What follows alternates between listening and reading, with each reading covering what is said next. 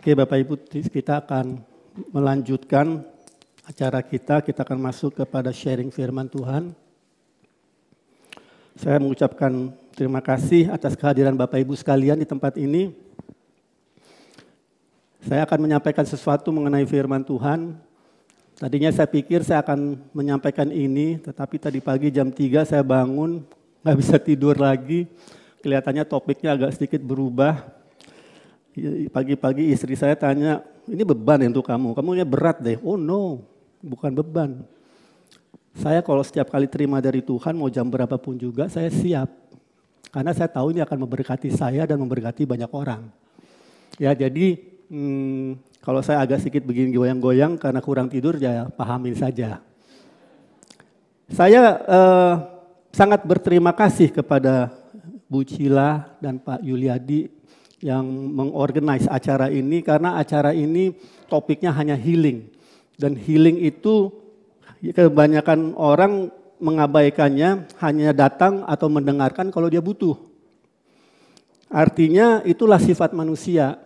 Kalau perlu baru mendengarkan. Ya puji Tuhan, gak apa-apa, yang penting mendengarkan. Tapi ada baiknya kita tahu kebenaran, entah kita perlu saat itu atau tidak. Ya, jadi ada baiknya kita mengetahui kebenaran, karena apapun yang Tuhan berikan kepada kita, kita pasti butuh. It's just a matter of time. Hanya masalah waktu. Nah, kalau saya sih berusaha mencari tahu apa yang Alkitab katakan about everything and anything. Keuangan, kesehatan, rumah tangga, everything and anything. Saya ingin cari tahu apa yang Tuhan katakan. Karena one day, satu saat nanti, Anda akan berhadapan dengan sesuatu yang Anda harus memutuskan what to do. Pasti.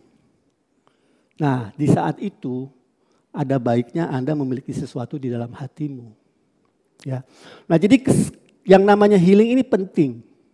Walaupun kita nggak membutuhkannya sekarang, pasti ada orang yang membutuhkannya, temanmu, saudaramu. Jadi artinya ini adalah kebenaran yang akan memberkati banyak orang. Dan saya puji Tuhan bahwa pada awalnya tadi sesi yang sebelum-sebelumnya Bu Sila udah membahas topik yang sangat penting mengenai iman. Karena itu sangat penting, itu adalah fondasi.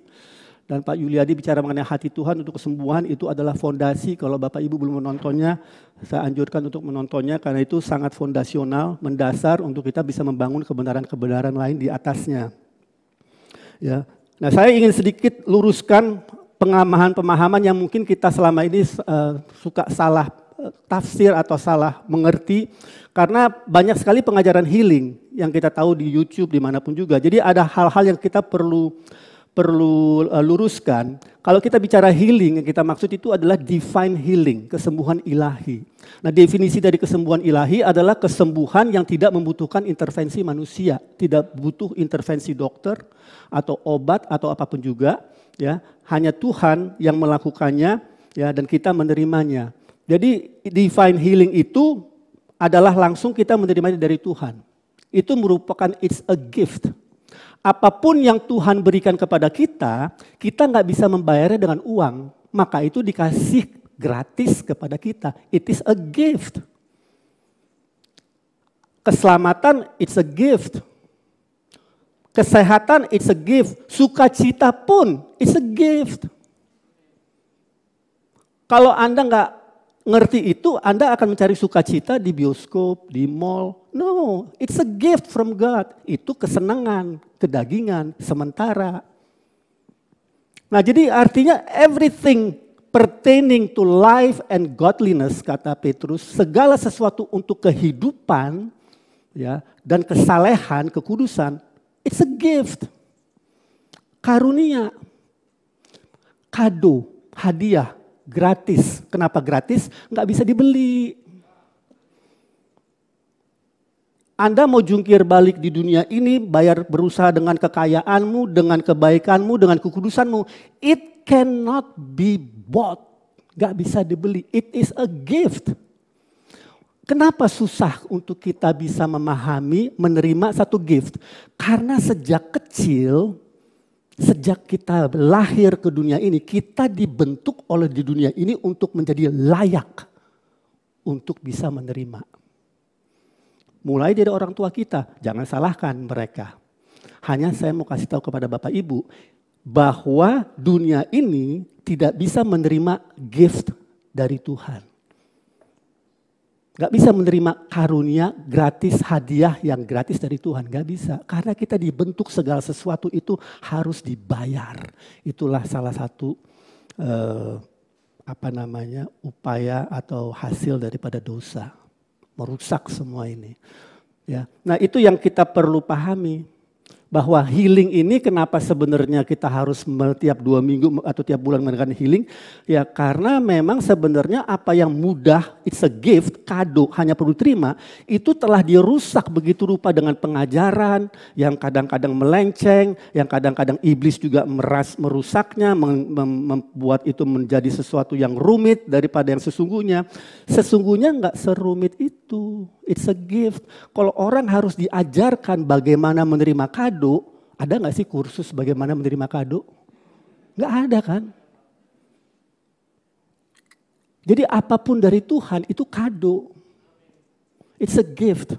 Nah jadi artinya kita harus rombak kembali apa yang ada di dalam benak kita untuk bisa melakukan sesuatu yang sederhana dalam hubungan kita dengan Tuhan. Because it is a gift. Itu adalah kado hadiah. Nah jadi divine healing itu adalah a gift. Nah cara menerimanya ya Alkitab ajarkan bagaimana. Nah di luar sana ada beberapa pengajaran yang mungkin saya perlu luruskan biar Bapak Ibu memahami. Agar ini tidak menjadi satu batu sandungan bagi kita. Salah satunya adalah mengenai inner healing. Saya nggak tahu Bapak Ibu pernah mendengar apa tidak. Ini agak semarak di luar sana. Ya inner healing seolah-olah itu merupakan sesuatu yang dari Tuhan. Nah, tergantung definisinya apa yang dimaksud dengan inner healing. Karena banyak orang itu mengungkapkan sesuatu istilah tapi definisinya mungkin berbeda. Nah pemahaman yang saya peroleh kalau orang bicara mengenai inner healing adalah dalam bahasa Inggrisnya navel gazing. Navel gazing itu melihat pusar, itu istilah dalam bahasa Inggris. Yang berarti kita melihat diri kita, mencari-cari di dalam diri kita apa yang salah. Yang menyebabkan kita sakit. Kalau itu definisi Anda dari inner healing, Anda harus hati-hati. Karena Alkitab nggak mengajarkannya. Alkitab tidak pernah mengajarkan kita untuk mencari-cari kesalahan kita. Ya, jadi kalau itu yang diajarkan oleh inner healing, Anda perlu abaikan itu. Kembali kepada firman.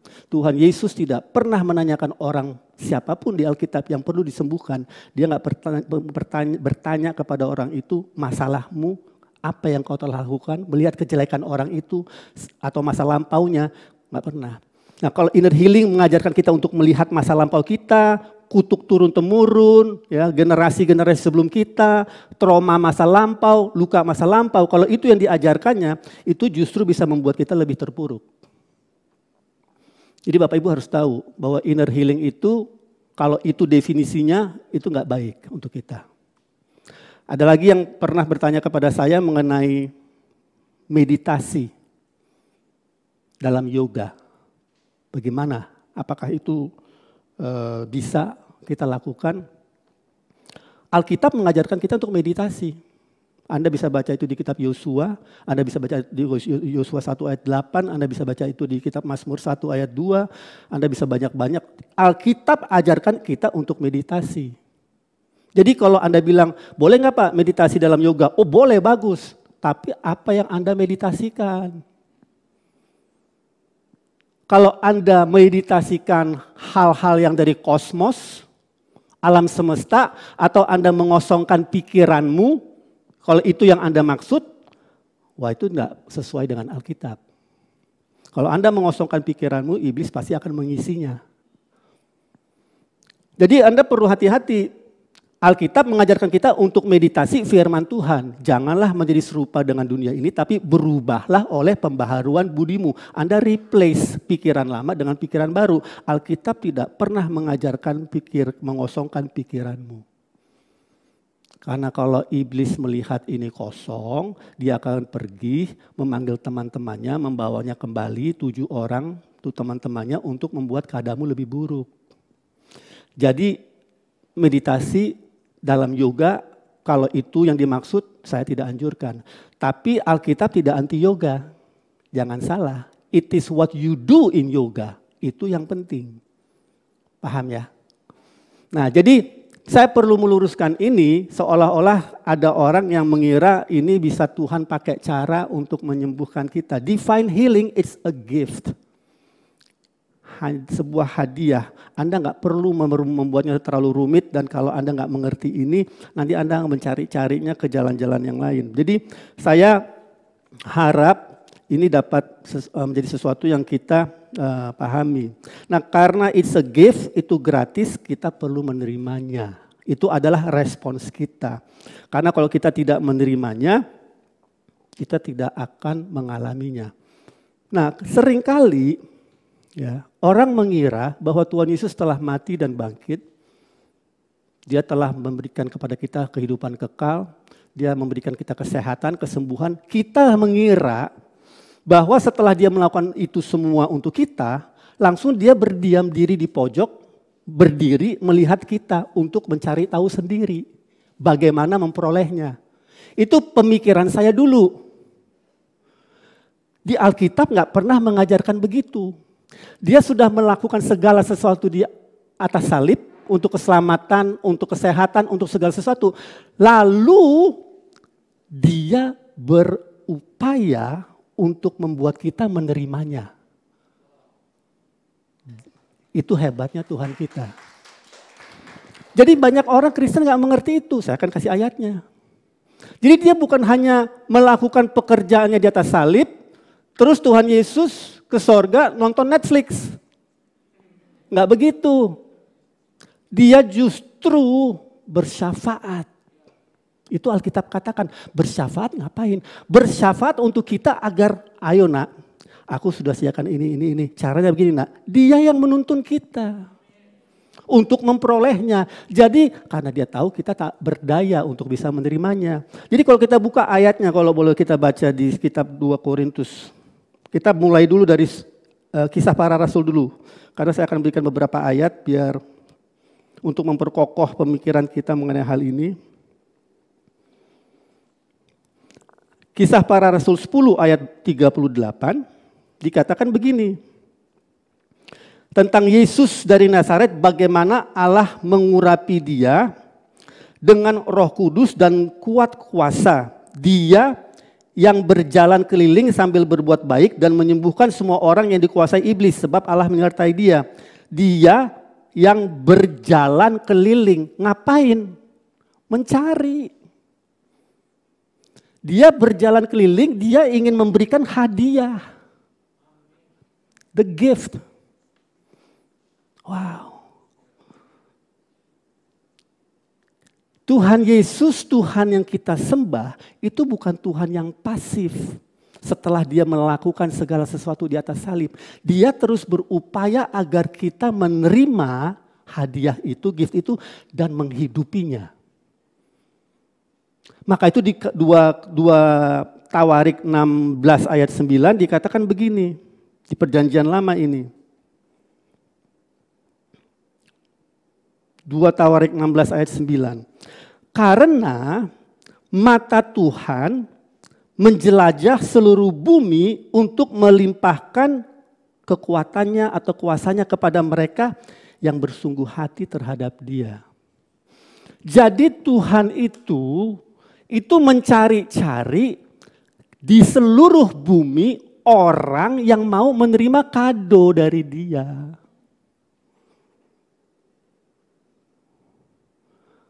Itu Tuhan yang kita sembah. Lebih baik dari orang tua kita di bumi. Gak berhenti dia mencari Bapak Ibu.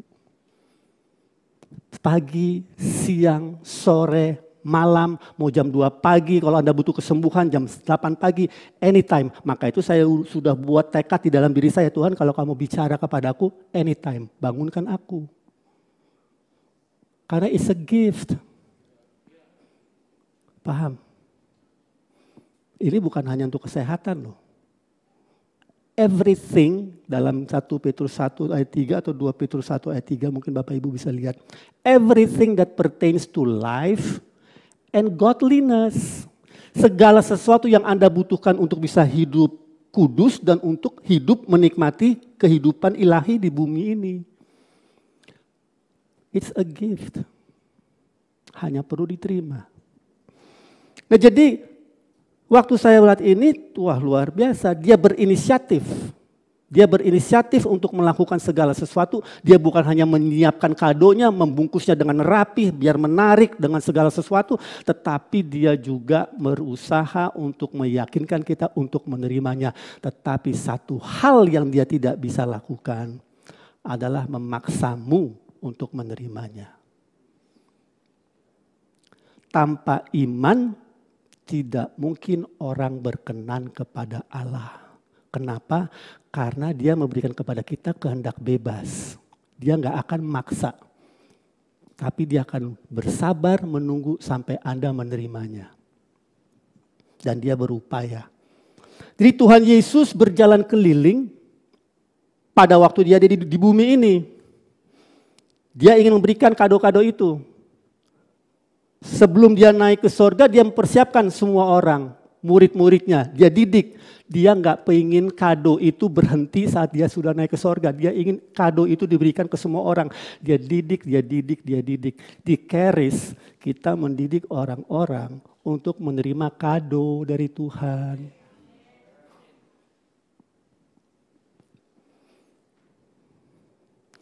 Nah, kado itu menyangkut kehidupan keselamatan manusia di bumi. It is the greatest gift of all. Seringkali kita ya kalau dikasih sesuatu yang gratis, kita abaikan. Padahal itu diberikan gratis karena kita nggak mampu untuk beli. Jadi yang Tuhan Yesus lakukan, murid-muridnya dipersiapkan, lalu dia memberikan kepada mereka kuasa yang sama seperti yang dimiliki untuk meneruskan membagi-bagikan kado itu kepada semua orang. 1 Korintus 12, coba kita baca.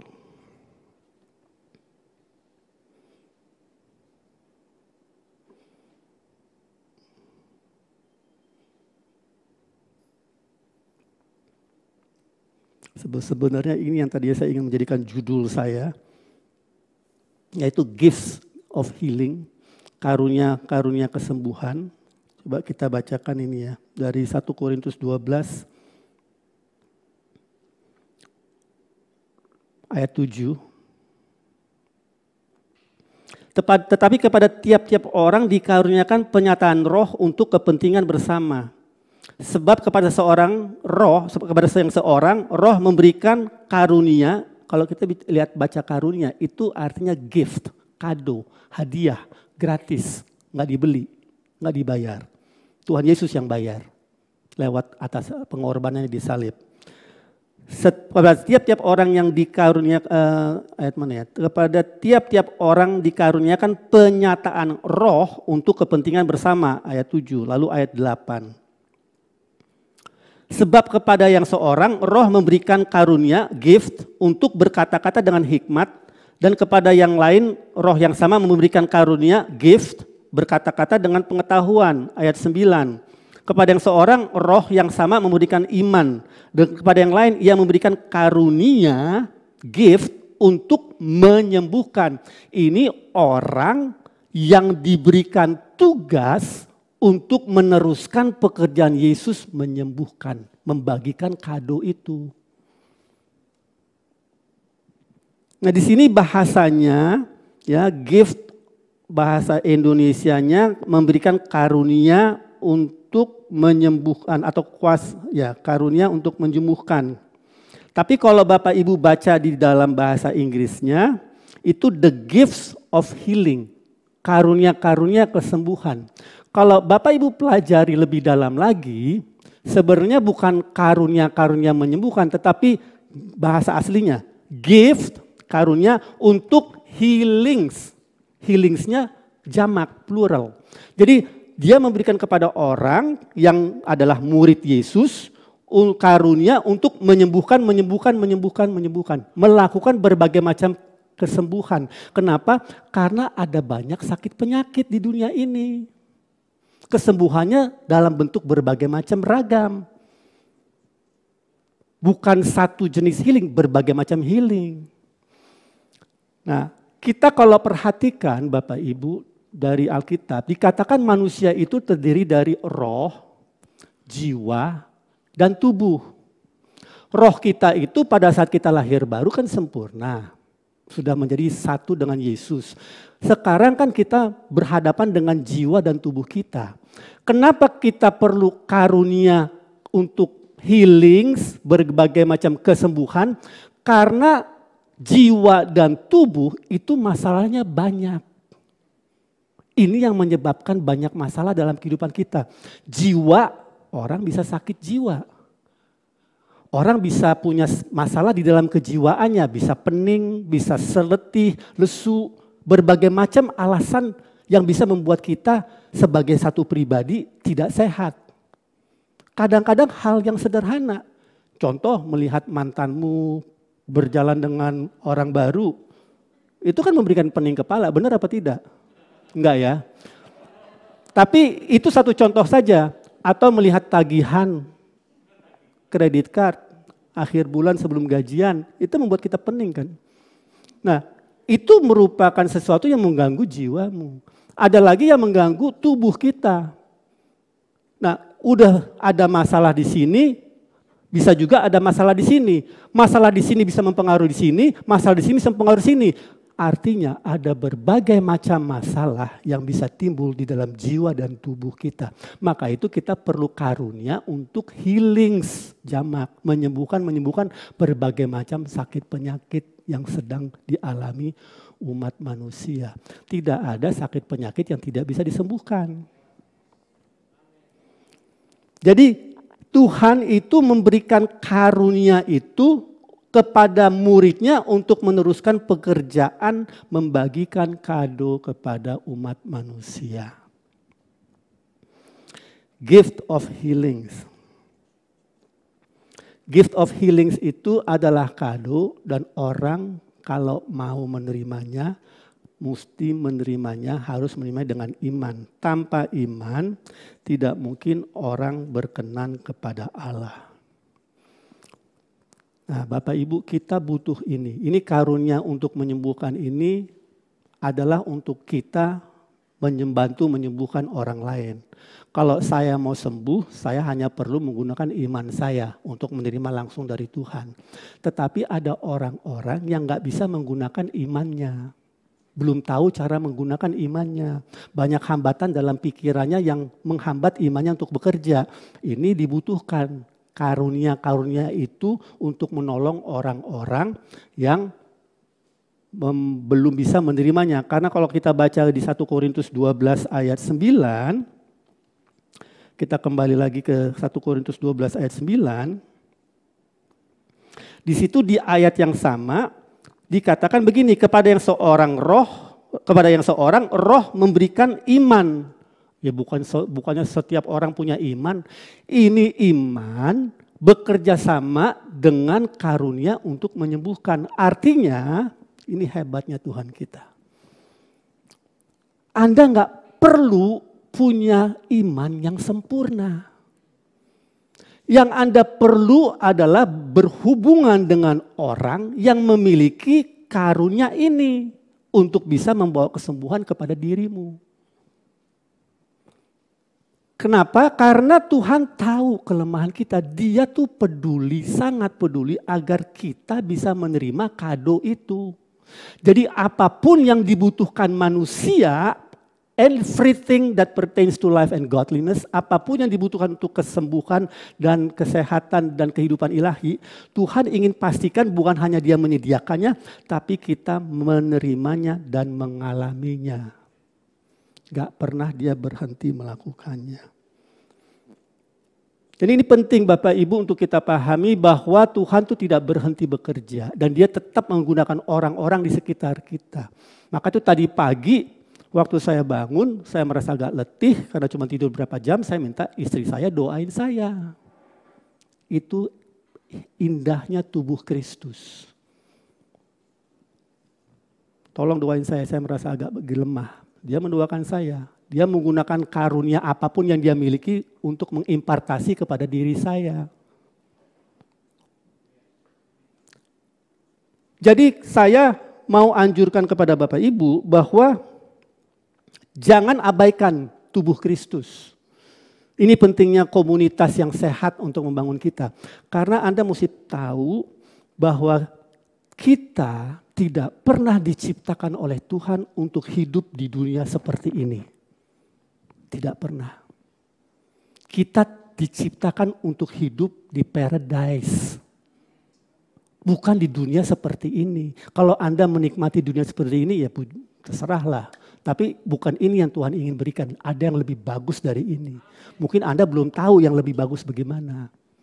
Maka itu Anda menikmati apa yang sekarang ini. Jadi Tuhan ingin, kita gak pernah diciptakan untuk hidup di dunia seperti ini. Dia tahu bahwa kita akan mengalami banyak masalah dalam hidup ini. Dia berikan segala karunia yang dibutuhkan kepada orang-orang yang dia telah muridkan. Dan itulah yang kita lakukan juga sekarang di Charis. Menduplikasikan itu kepada orang lain. Kita bantu kemanusiaan. Mereka butuh pertolongan. They need Jesus. And we are his representatives. Kita adalah perwakilan dia di bumi. Kita punya kuasa, kita punya visi, kita punya hubungan, bagikan itu kepada orang lain.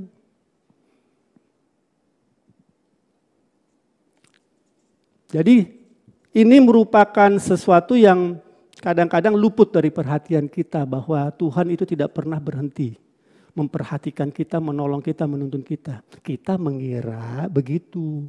Padahal kalau Anda perhatikan, inilah gunanya untuk meluangkan waktu sejenak di dalam waktu pribadimu.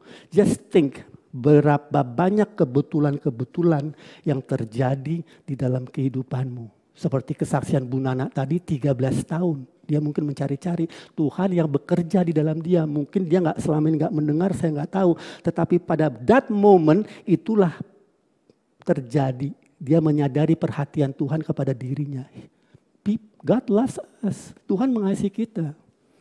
Dan dia menunjukkan kasihnya itu dengan terus secara berkala, secara rutin memperhatikan dan mengutus orang-orang ke dalam kehidupan kita. Jadi Anda perhatikan itu. Itu cara Tuhan untuk mau menjamah kita. Maka itu perlu untuk kita buka hati. Ya, di dalam kehidupan ini. Karena Tuhan bisa berbicara, bisa memberikan sesuatu kepada kita lewat berbagai macam cara. Nah, sekarang saya masuk ke topik yang terakhir. Setelah kita menerima kado, banyak sekali orang lupa. Lupa apa?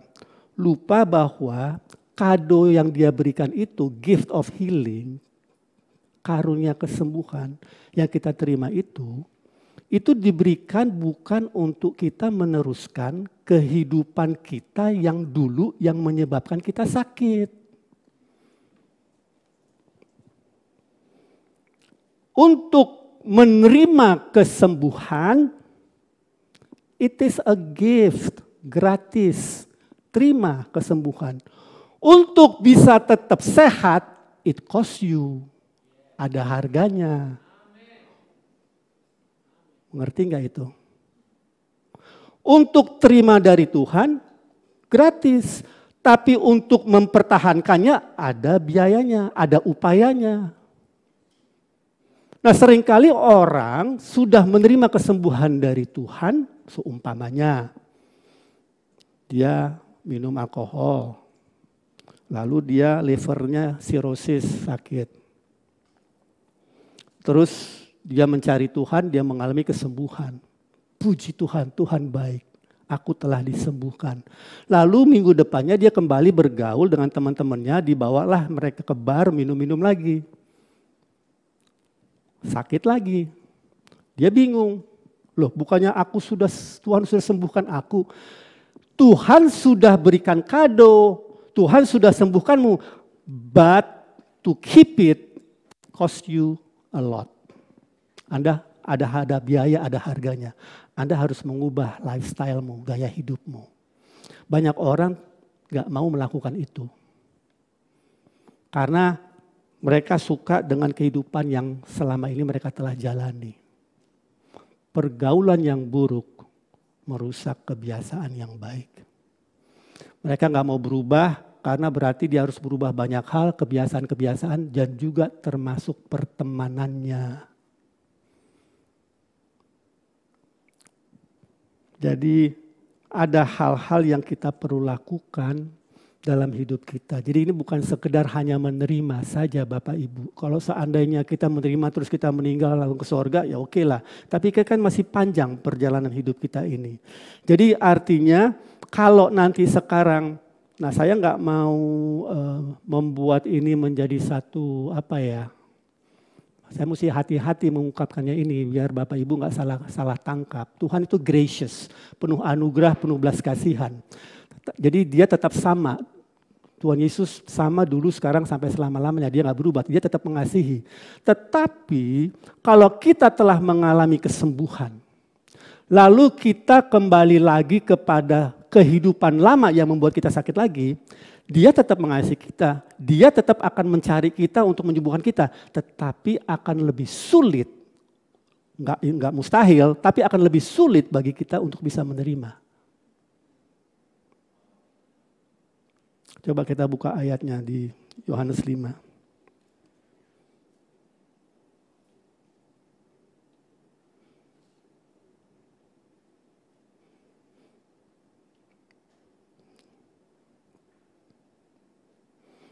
Yohanes 5 ayat 5. Di situ ada seorang yang sudah 38 tahun lama sakitnya. Ini bicara di kolam Bethesda.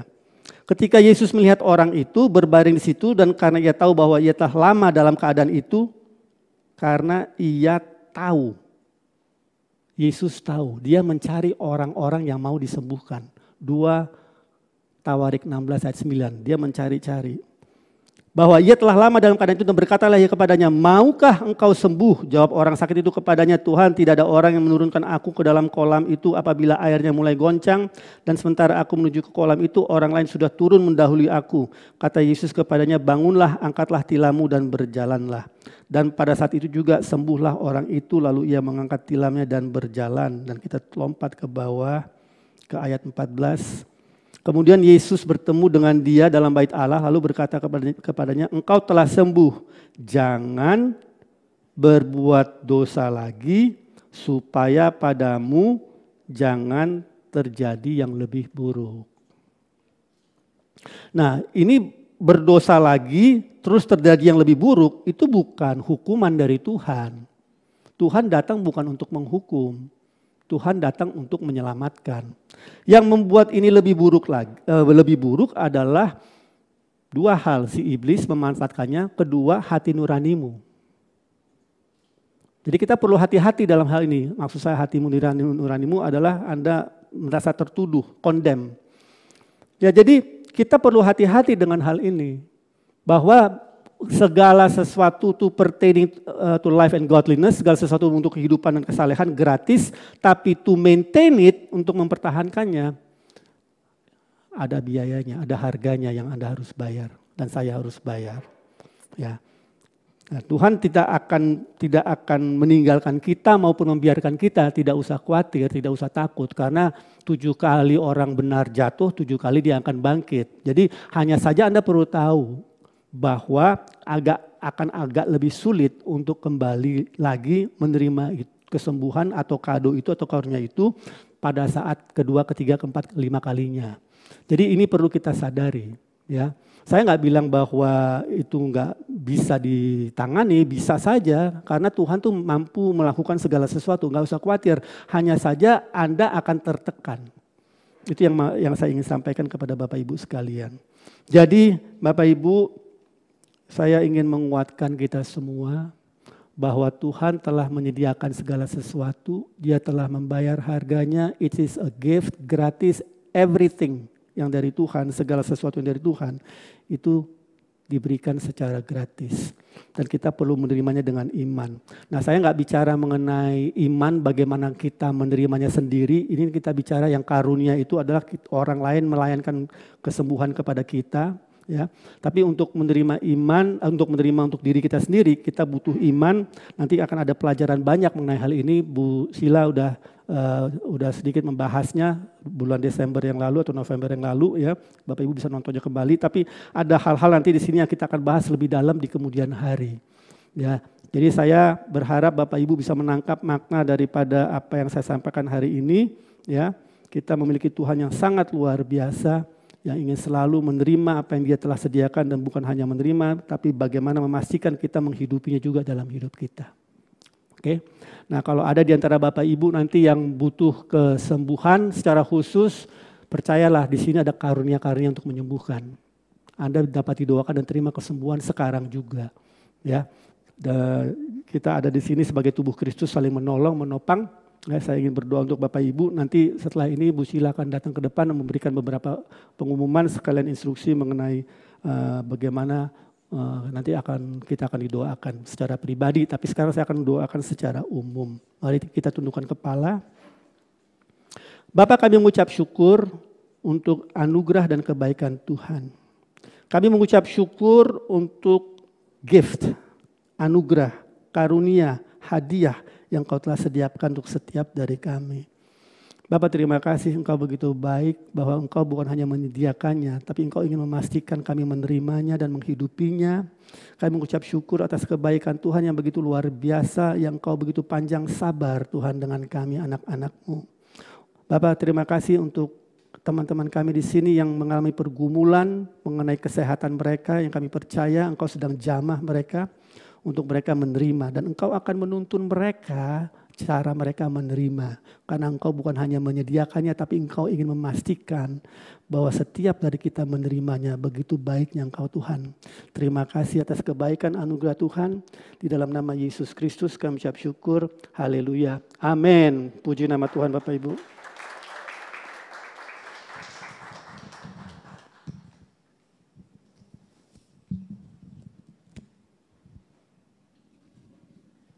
Salam Bapak Ibu semua. Karena ini acara healing di tahun yang baru, saya akan ucapkan selamat tahun baru buat Bapak Ibu Saudara semua. Tahun 2022 saya percaya tahun ini adalah tahun berkat, tahun mujizat, di mana janji-janji Tuhan akan diberikan dan Bapak Ibu semua akan menikmati semua berkat Tuhan. Apa itu warisan yang telah dijanjikan Tuhan. Jadi kita bilang amin dan berterima kasih untuk menerima. Seperti tadi Pak Irwan udah jelaskan, itu gift. Jadi pemberian. Kalau kita diberi bilangnya apa? Terima kasih. Gak ada yang lain. Dan itu kita akhirnya mengucap syukur kepada Tuhan karena kita sudah diberi gitu. Nah, pertama-tama kami mengucapkan terima kasih kepada para partners yang selama ini telah mendukung AWM Indonesia, Charis Healing, ada Devotion dan lain-lain telah menopang kami di dalam sebagai partner, dan kami terus mendoakan Bapak Ibu semua agar Bapak Ibu semua terus dipakai Tuhan lebih luar biasa lagi, dan Tuhan pasti memberkati apapun yang Bapak Ibu sudah lakukan. Karena waktu Bapak menjadi partner, Bapak memberikan benih itu terus berkembang, sebab benih itu ditanam di tanah yang subur dan pasti itu menghasilkan berlipat kali ganda karena Tuhan, sifat Tuhan itu memberi. Nah, hari ini kita mau siap-siap mau memberi. Karena memberi adalah bagian yang terbaik. Saya akan kasih ayatnya di Ulangan 28 ayat 8. Tuhan katakan bahwa Tuhan akan memerintahkan berkat ke atasmu di dalam lumbungmu, di dalam segala usahamu. Ia akan memberkati engkau di negeri yang diberikan kepadamu oleh Tuhan Allahmu. Amin. Ini janji Tuhan. Tuhan berkata dalam ayat ini, Dia memberkati semua yang kita kerjakan. Tuhan memberkati usaha dan pekerjaanmu, memberkati tokomu, memberkati bisnismu. Apapun yang engkau lakukan, itu Tuhan memberkati. Dan Tuhan katakan ini di dalam, Dia berkata berkat ke atas di dalam lumbungmu. Lumbung berarti penyediaan di setiap kehidupan rumah tangga masing-masing daripada kita.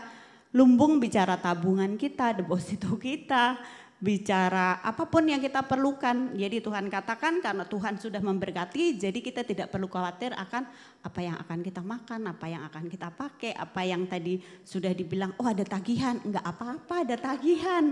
Tetapi itu tagihan itu pasti juga tergenapi gitu, karena Tuhan sangat rindu untuk memberkati anak-anaknya. Demikian firman Tuhan, kita akan memberi yang terbaik dan saya percaya pemberian yang terbaik itu akan kembali lagi kepada Bapak Ibu Saudara, karena kembali lagi itu adalah benih yang baik dan sifatnya kita nggak lihat seberapa besar yang pemberian kita, tetapi karena itu benih yang baik dan itu akan kembali karena itu tidak ada yang sia-sia dan sifatnya kekal. Nah kita Tuhan lihat dari keikhlasan hati kita, ketulusan hati kita untuk memberi. Mari kita berdoa. Tuhan terima kasih karena Engkau telah menciptakan penyediaan yang terbaik buat setiap kami, anak-anak-Mu. Kami bersyukur karena Engkau Allah yang peduli, Allah yang luar biasa, Allah yang hidup, yang terus menyertai kami. Kami percaya Tuhan lumbung-lumbung kami, usaha pekerjaan kami, Engkau yang memberkatinya. Tak henti-henti kami bersyukur dan berterima kasih karena setiap penyediaan yang baik yang datang daripada-Mu tidak akan pernah dimakan oleh ngengat, oleh belahang pelahap, oleh apapun yang mengganggu setiap usaha pekerjaan daripada kami. Terima kasih, kami bersyukur, kami akan memberi yang terbaik sebagai ucapan syukur kepada Tuhan. Terima kasih, kami bersyukur Tuhan, di dalam nama Tuhan Yesus Kristus kami berdoa dan mengucap syukur. Haleluya. Amin. Nah Bapak Ibu, kami bersyukur dan berterima kasih untuk acara Karis ini udah selesai. You want me well, well, well, well. You made me whole, and it is well with my soul. You want me well.